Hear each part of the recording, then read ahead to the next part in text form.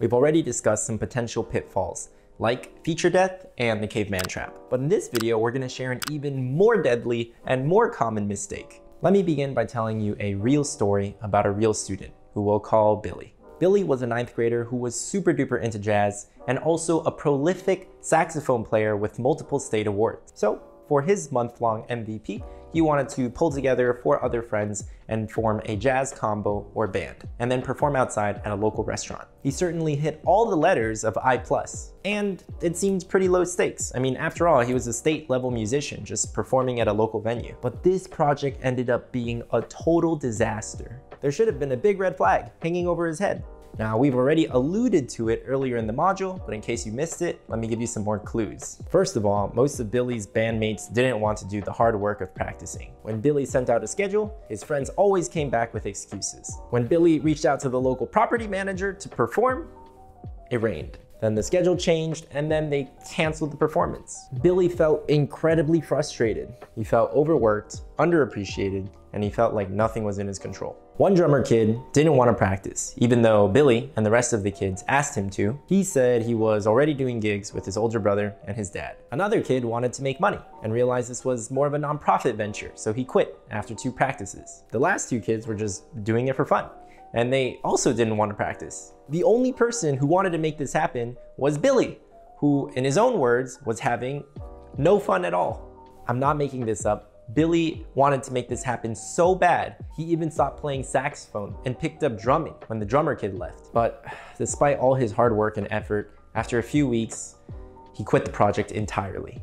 Let Billy's story be an example of what happens when we don't minimize risk, which is actually one of the first markers of success. A lot of people seem to have this impression that entrepreneurs are risk-seeking adventurers who just love swimming with sharks, but that's just not true.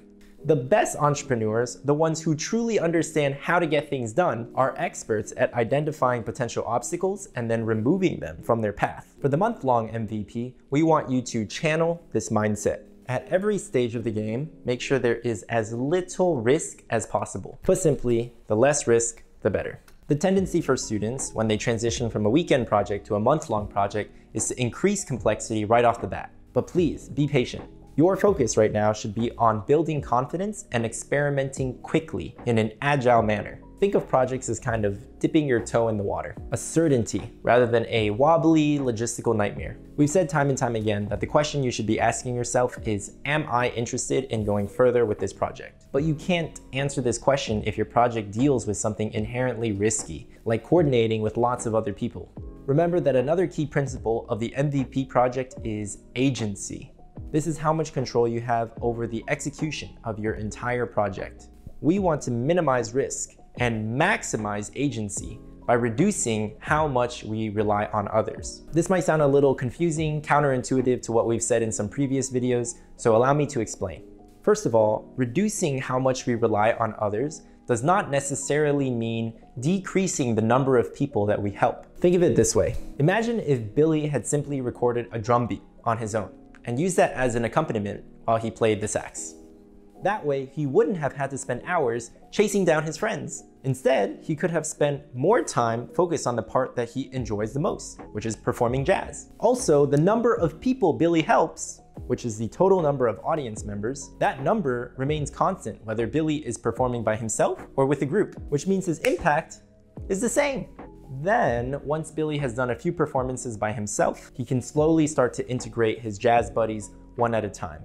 Remember the skin in the game concept. In the next video, we're going to be discussing another incredibly key concept called pillars. But for now, I just want you guys to really take a moment to consider, 1, how you might be giving up agency in your project, and 2, how can you restore it back to yourself. The more agency that you have, the faster you can execute, the less risk that you incur, and the greater your odds of overall success.